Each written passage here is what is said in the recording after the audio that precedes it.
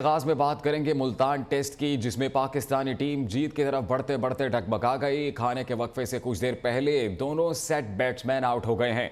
पाकिस्तान को जीत के लिए मजीद 64 रन दरकार और 3 विकेट्स बाकी हैं। पाकिस्तान ने 7 विकेट्स पर 291 रन बना लिए। साउथ शकील और मोहम्मद नवाज की मौजूदगी तक मैच पाकिस्तान की गिरफ्त में था, लेकिन दोनों के जाते ही सूरत हाल बदल गई। साउथ शकील 94 और मोहम्मद नवाज 45 रन बनाकर आउट हुए हैं। साउथ शकील मुतनाज़े कैच की सूरत में पवेलियन लौट गए हैं। टीवी रिप्ले में गेंद विकेट कीपर के हाथों में आने के बाद जमीन पर लगती महसूस हो रही है। तो मैच की इस ओवरऑल सिचुएशन पे बात करेंगे। न्यूज़ के स्पोर्ट्स हेड इमरान मानी हमारे साथ मौजूद हैं। इमरान, बताइएगा, टीम अब डगमगा गई है, क्या सूरत हाल लगती है, किस तरफ जाएगा ये मैच और क्या अब इब्रार अहमद बल्ले से भी अपना जादू दिखा सकते हैं? देखिए, एकदम से सूरत हाल बदली है। अगर आप देखें अब से कुछ देर पहले तक 2-3-4 ओवर्स पहले तक देखते हैं तो मैच टोटली पाकिस्तान की गिरफ्त में था और मतलब कोई वजह नहीं रह जाती थी कि पाकिस्तान इस मैच को फिनिश करता। 65 रन चाहिए थे और आपके दोनों बैट्समैन सेट खेल रहे थे, साउथ शकील भी और मोहम्मद नवाज भी।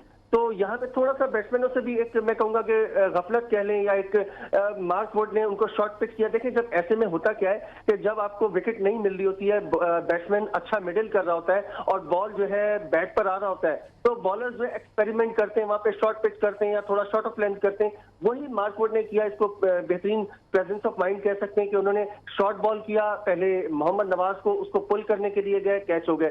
सेम यही गलती की साउथ शकील ने, लेकिन साउथ शकील को हम यहाँ पर मार्जिन यूं देंगे कि जो कैच किया है विकेट कीपर ने, वो कैच जो है वो क्लियर दिखाई नहीं दे रहा, मतलब कि वो क्लीन कैच नहीं है।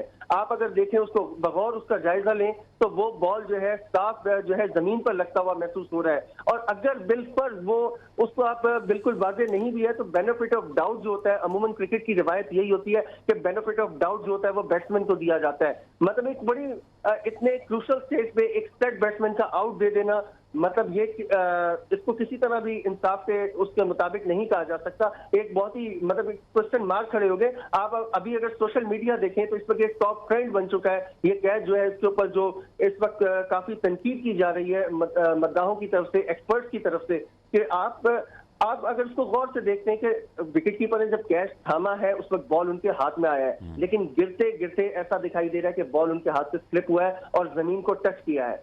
तो ये एक बड़ा अफसोसनाक है। अब ये है कि मैच की अगर आप बात करते हैं तो वह पाकिस्तान के लिए जरा मुश्किल सूरत हाल हो गई है, क्योंकि अब आपके पास एक एंड पे टेलेंडर होगा, ठीक है, एक एंड पे आगा सलमान मौजूद हैं, लेकिन दूसरे एंड पे आपका टेलेंडर होगा। तो ये अब आप मुश्किल, मतलब पाकिस्तान के लिए थोड़ी सूरत हाल मुश्किल हो गई है।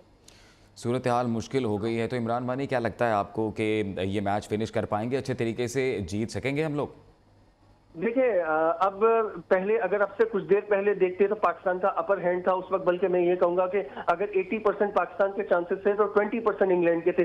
अब आप ये कह सकते हैं कि तकरीबन मैच जो है वो इंग्लैंड का अपर हैंड दिखाई दे रहा है यहाँ पर। अब क्योंकि अगर इंग्लैंड एक विकेट भी और हासिल करता है तो बाकी तो फिर आपके पास टेलेंडर है। ठीक है, टेलेंडर भी समटाइम्स स्टे कर जाते हैं, लेकिन इस वक्त जो है और आगा सलमान की मैं बात करूं, जो लंच से पहले 3-4 बॉल्स हमने देखे आगा सलमान जिस तरह बीट हुए फास्ट बॉलर्स के ऊपर, तो वो एक थोड़ी सी अलार्मिंग थी कि एक क्वेश्चन मार्क है कि आया कि वो लंच के बाद किस तरह से। अब यहाँ पर आगा सलमान की जिम्मेदारी लेकिन ये बनती है कि वो ज्यादा से ज्यादा खुद फेस करें, बजाय इसके कि जो टेलेंडर्स हैं उनको फेस कराने के, ज्यादा से ज्यादा बॉल्स को खुद फेस करें। और ज्यादा आपको कोई ऐसे शॉट्स खेलने की जरूरत नहीं है कि आप जल्दबाजी करें या आप हवा में शॉट्स खेलें। आप अपनी सिंपल बैटिंग करें, क्योंकि अब आपके पास कोई मार्जिन नहीं रह गया पीछे, और कोई आपके पास बाकायदा बैट्समैन मौजूद नहीं है। अबरार अहमद मौजूद हैं या नसीम शाह मौजूद हैं, तो अब आप मतलब आगा सलमान के ऊपर जो है सारी जिम्मेदारी है, सारी जो गेम है वो आगा सलमान के हाथ में आ गई है कि वो किस तरह गेम को जो है लेकर आगे चलते हैं। इमरान, यकीनन डाउटफुल कैच रहा है साउथ शकील का, लेकिन जिस तरह से बल्लेबाजी की है साउथ शकील ने वो भी काबिल तारीफ है। इसमें कोई शक नहीं है कि सऊद शकील ने जिस तरह लीड किया पाकिस्तान की बैटिंग लाइन को, और ये मुसलसल तीसरी 50 उन्होंने स्कोर किया। आज तो बल्कि वो सेंचुरी के करीब बढ़ रहे थे, अनफॉर्चुनेटली कि वो एक मुतनाज़ा कैच का शिकार हुए। बहुत शानदार उन्होंने एक बैटिंग की है, पूरे रिदम के साथ खेले। जहां तेज खेलने की जरूरत थी वहां पर उन्होंने तेज खेला, जहां पे डिफेंसिव होने की जरूरत थी वहां डिफेंसिव खेले। स्पिनर्स को भी बड़ा अच्छा उन्होंने मिडिल किया, फास्ट बॉलर्स का भी बड़ी अच्छी तरह सामना किया। लेकिन अफसोस के एक शानदार इनिंग का खात्मा जो है वो एक मतनाज़ा फैसले की सूरत में हुआ है, और ये एक बड़ा अफसोसनाक पहलू है इस मैच का। ठीक है इमरान, आप हमारे साथ रहिएगा। अरसलान भी हमारे साथ मौजूद हैं, उनसे भी ओवरऑल सिचुएशन पर बात कर लेते हैं। अरसलान, किस तरफ बढ़ती नज़र आती है ये सूरत हाल? पाकिस्तान अच्छे तरीके से फिनिश कर पाएगा इस गेम को?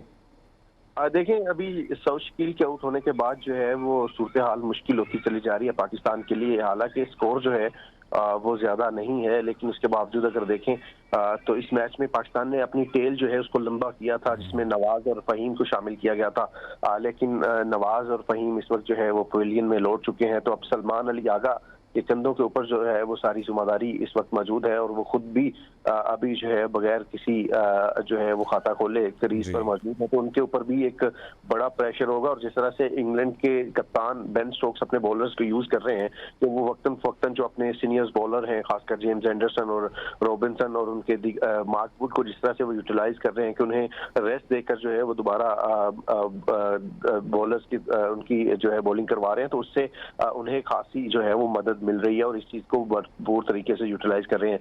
जहां तक सऊद शकील की बात है, सऊद शकील ने बेहतरीन इनिंग खेली, लेकिन जो अलीम डार की तरफ से सॉफ्ट सिग्नल दिया गया था उसने जो है वो इस फैसले को मुतनाज़ बना दिया है कि थर्ड अंपायर की जानिब से जो अभी तक विजुअल सामने आए हैं, जो स्लो मीडियम में या जिस तरह से हमें स्क्रीन के ऊपर जो है वो नजर आ रहा है कि बॉल जो है वो साफ ग्रास को जो है वो टच होती नजर आ रही है, लेकिन थर्ड अंपायर ने जो है वो फील्ड अंपायर के फैसले को जो है कैरी किया है, और उसी को उसके पेश नजर जो है उन्होंने इसको आउट करार दिया है। तो इस हवाले से मुख्तलिफ जो है अब क्रिकेट माहिरीन के साथ साथ जो कामरान अकमल है उनकी जानिब से भी जो है इस फैसले पे जो है अफसोस का इजहार किया गया। और उसके अलावा दीगर भी क्रिकेट एक्सपर्ट जो हैं वो इस फैसले को मुताज़े करार दे रहे हैं कि आउट नहीं था, और इस आउट होने की वजह से पाकिस्तान एक बार फिर प्रेशर में चला गया है। पाकिस्तान की आज जो है वो ग्रिप मैच के ऊपर बन चुकी थी, जिस तरह से नवाज और सऊद ने परफॉर्म किया।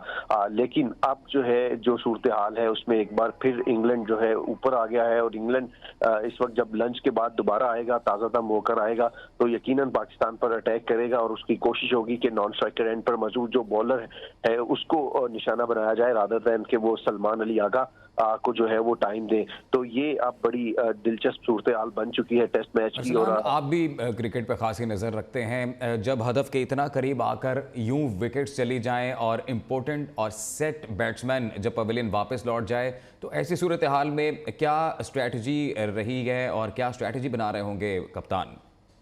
देखें, इस वक्त जो है वो सलमान अली आगा को ही जो है वो अपना रोल प्ले करना होगा, क्योंकि वो नंबर 8 पर जो है वो as a pure batsman crease पर मौजूद आए हैं, और इतना नीचे उनके आने का मकसद भी सिर्फ यही था कि ऊपर अगर फहीम को तो कल नाइट बैट्समैन के तौर पर भेजा गया था, आज सुबह वो सिर्फ 10 रन का ही इजाफा कर सके, और जिस तरह से उन्हें यूटिलाइज करना था फहीम अशरफ को वो नहीं कर सके। और उसके बाद नवाज आए, और नवाज को भेजने का मकसद सिर्फ ये था बेंच जो है वो बने और रन 64 रन दरकार हैं। अभी देखना होगा कि पासा किस तरफ जाता है। बहुत शुक्रिया आपका अरसलान जावेद, और इमरान मानी हमारे साथ मौजूद है।